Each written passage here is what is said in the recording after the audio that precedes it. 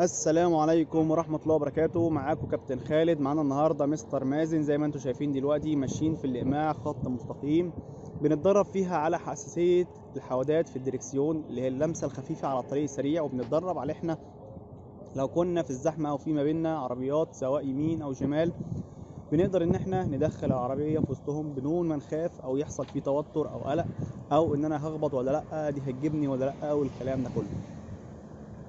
زي ما انتم شايفين احنا بنتدرب عندنا في العالمي ان انت وشك زي ظهرك، لان ما ينفعش ان انت تبقى ماشي بوشك بس، لازم تبقى متدرب على الاتجاهين. طبعا زي ما انتم شايفين لازم وانت بترجع السرعة بتاعتي تبقى خفيفة علشان يقدر يحدد اتجاه الإقماع معاه في المراية. لازم يبص في المراية يمين وشمال، ما بصش في مراية واحدة هتلاقي الإقماع بتاعته اتاكلت من وراه كده. بالنسبة له أنا عامل الإقماع آخر إقماع 2 عاملهم في الجنب الشمال شوية علشان أشوف اتجاه الدركسيون بتاعه، لأن طبعا في ناس بتتلخفن وهي بترجع لورا، أحود الدركسيون يمين ولا شمال، أعمل إيه، أبص إزاي. فطبعا إحنا بنتدرب على الكلام ده كله معانا في العالمي. زي ما انتم شايفين دلوقتي مستر مازن قدر ان هو يعدي من الاقماع الثلاثه بكل سهوله جدا بدون اي خوف ولا توتر. تسلم مستر مازن، ونخش على التحدي اللي بعده. السلام عليكم.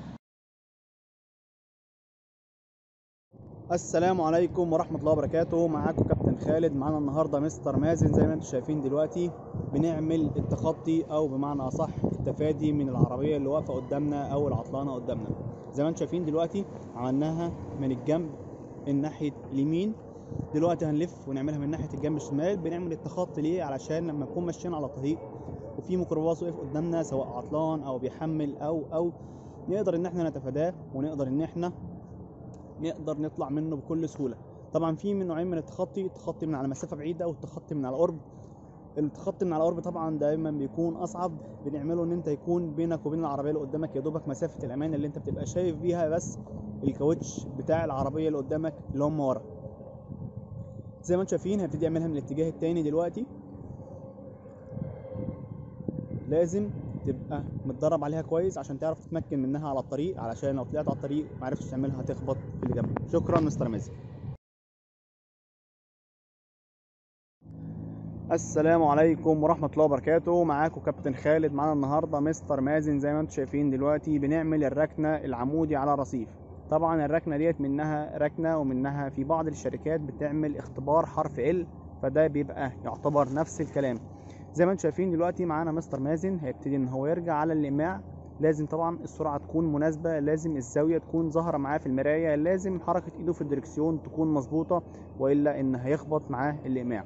طبعا زي ما شايفين هو بص في المرايه اليمين عنده لقى ان القمع اللي ورا يمين مش ظاهر، فطبعا اسلوب طبيعي جدا ان هو يقدر ان هو يطلع لقدام عشان يشوف الاقماع يمين وشمال.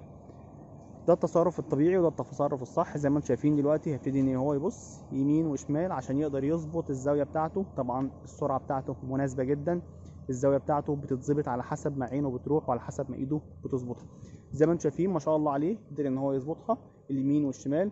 اتمنى له التوفيق ونخش على التحدي اللي بعده. السلام عليكم.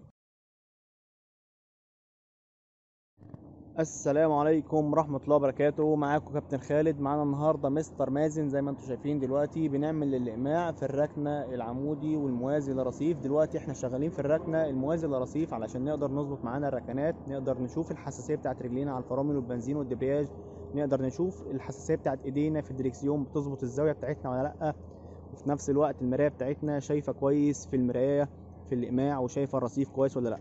زي ما انتم شايفين دلوقتي مستر مازن بيقدر ان هو شاف وراه الاقماع هنا زي ما انتم شايفين اهو، فبالتالي ما خبطش فيها، والناحيه التانيه بالنسبه له رصيف فطبعا بيقدر يحافظ عليه. هنيجي نبص برده من قدام. لازم تبقى واثق في نفسك وانت بتعمل الركنه، لازم تبقى عارف تركنها صح عشان لما تيجي تركن بعربيتك بنفسك فتعرف ان انت تركن بدون اي خوف وبدون اي تردد وبدون اي توتر. زي ما انتم شايفين ما شاء الله المسافه بينه وبين الرصيف قد ايه، حلو جدا. نتمنى له التوفيق ونخش على التحدي اللي بعده. السلام عليكم.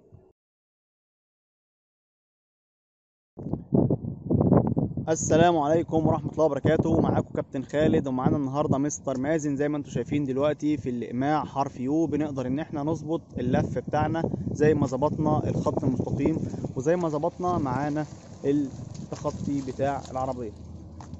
زي ما انتم شايفين دلوقتي مستر مازن دخل بوشه، هيبتدي ان هو يرجع تاني بظهره. دايما احنا التدريبات عندنا في الوش والظهر، ما ينفعش تتدرب وشك بس، لازم تتدرب وشك زي ظهرك في نفس الوقت. التدريب دوت بيدربك على حرف يو في الملفات، تعرف تظبط الملف بتاعك السرعه المناسبه، اتجاه الدركسيون المناسب، وفي نفس الوقت تعرف وانت بتعدي الرخصه لو عندك اختبار رخصه حرف يو تعرف ان انت تعديه بكل سهوله. زي ما انتم شايفين دلوقتي ابتدى ان هو فعلا يعدي القمعين التانيين، داخل على اخر قمعين اهو. لازم يبص في المرايه يكون شايف القمعين، قمع يمين قمع شمال، وزي ما انتم شايفين ما شاء الله عليه تخطاهم بكل سهوله. نتمنى له التوفيق ونخش على التحدي اللي بعده. السلام عليكم.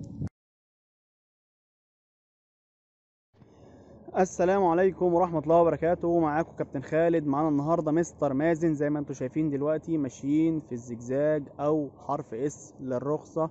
بنتدرب معاها في الكورس معايا ان انت تتدرب على الاقماع، سواء ركنات سواء حرف يو سواء الحرف الاس او الزجزاج، علشان بديك القدره والابيليتي والتحكم الكامل في العربيه. تبقى انت سايق لجوه وانا بصور من بره، عشان يبقى عندك القدره والتحكم الكلي في العربيه وما تبقاش خايف وانت سايق على الطريق، سواء طريق سريع او طريق زحمه. لازم تبقى متمكن 100% من الحاجه اللي انت بتعملها، علشان لما تعملها تبقى عارف ان انت لما تطلع بره على الطريق تبقى متمكن من نفسك، مفيش اي خوف مفيش اي رهبه. طبعا بنتدرب بالليل عشان طول ما الحاجه بتتدرب عليها صعبه، طول ما بتبقى بالنسبه لك بعد كده على الطريق مع نفسك بتبقى سهله. طبعا بنتدرب على الاقماع، حاجه يعتبر ما جاتش نص العربيه، علشان طول ما في حاجه معاك صعبه فتركيزك بيبقى اعلى ان انت ما تخبطش الحاجه ديت. فبالتالي القمع ده بيمثل بالنسبه لي زي حجر في الشارع، زي طفل صغير مش باين معايا. فطبعا بتدرب على اصعب حاجه معايا، ان انت تبقى شايفه في المرايه فبيبقى تركيزك اعلى. تاني حاجه التحكم بتاعك في الفرامل والبنزين والدبرياج. زي ما انتم شايفين ممتاز جدا. التحكم في الزاويه بتاعه الدركسيون ودخله العربيه وظهرها زي وشها بالظبط. كل الناس بتدرب بالوش بس انا بدرب الوش زي الظهر. طبعا اخر حاجه التحكم بالمرايه، لازم مرايتك يمين وشمال تبقى عينك مصحصحه فيهم جدا عشان تعرف تبقى متمكن وراكب في الطريق. زي ما انتم شايفين احنا بندرب اسود. ما شاء الله عليك مستر مازن، اتمنى لك التوفيق ونخش على الطريق السريع. السلام عليكم. السلام عليكم ورحمة الله وبركاته. معاكم كابتن خالد. كان معايا النهاردة مستر مازن. زي ما انتم شايفين دلوقتي ماشيين دلوقتي على الطريق. احنا دلوقتي يعتبر مروحين قريب من ناحية بيته. زي ما انتم شايفين ما شاء الله عليه مستواه بقى ممتاز جدا بعد ما خاض معانا جميع التدريبات. خاض معايا يعتبر الاقماع خط مستقيم، وخاض معايا الركنات طبعا بالاقماع ركن عمودي وركن موازي، وطبعا اتدربنا على طلعة الكوبري واتدربنا ان احنا نعمل الاقماع بتاعة حرف اليو لو عنده اختبار في الرخصة حرف يو. قدرنا نعمل الاقماع بتاعتنا حرف اس عشان لو عنده زجزاج ولا حاجة في المرور، او لو كان عنده في شركة حرف مطلوب برضه فلو يقدر ان هو يعمله بكل سهولة. معانا مستر مازن دلوقتي هيحب يقول الريفيو بتاعه. اتفضل. انا احب اشكر ربنا ثم اشكر استاذ خالد، يعني بصراحه مجهوده معانا بسم الله ما شاء الله رائع. وانصح اي حد عايز يعني يتعلم ان شاء الله باذن الله ياخد كورس مع استاذ خالد ان شاء الله باذن الله. وشكرا جدا استاذ خالد. استفدت معايا ولا كان في حاجة واقعة لا معاك؟ لا لا لا الحمد لله بفضل الله كله ان شاء الله تمام باذن الله، كله كويس ان شاء الله. زي ما انتم شايفين طبعا العربيه مانيوال، ونقدر ان احنا نمشي كويس جدا سواء في طريق زحمه او طريق سريع. بنقدر ان احنا نمشي نهدي ونضرب اشارات ونعمل كل حاجه مظبوطه. ما شاء الله عليه مستر مازن. نتمنى له التوفيق ونتمنى ان شاء الله نشوفه بعربيته على الطريق في اسرع وقت ممكن، ونتمنى ليه التوفيق. شكرا مستر مازن. السلام عليكم. السلام عليكم ورحمة الله وبركاته. معاكم كابتن خالد. معانا النهارده مستر مازن. زي ما انتم شايفين دلوقتي ماشيين على الطريق السريع. ما شاء الله عليه مستواه ممتاز جدا جدا. النهارده بالنسبة لنا آخر حصة قدر ان هو يتغلب على خوفه ويقدر ان هو يطلع على الطريق من عنده من التجمع الثالث لحد رحاب ويرجع تاني في الطريق، واحنا دلوقتي داخلين ان شاء الله على بيته. ما شاء الله عليه مستواه ممتاز جدا، وقدر ان هو يتخطى كل الحاجز الخوف ويقدر ان هو يعمل ركنات ويعمل الحرف الاس. وما شاء الله عليه اتمنى له التوفيق ان شاء الله في الشركة بتاعته اللي هو يقدم فيها بكرة بإذن الله. معانا مستر مازن يحب يقول الريفيو بتاعه. احب اقول شكرا جدا لاستاذ خالد ويعني انا كنت خايف جدا من موضوع السواقه، بس مع استاذ خالد يعني بسم الله ما شاء الله. الله يبارك له يعني. الله الله يبارك لك يا استاذ خالد. تسلم، الله يكرمك. كان في اي حاجه ناقصاك في الكورس؟ لا لا لا لا لا تمام 100 100 الحمد لله. شكرا جدا يا استاذ خالد.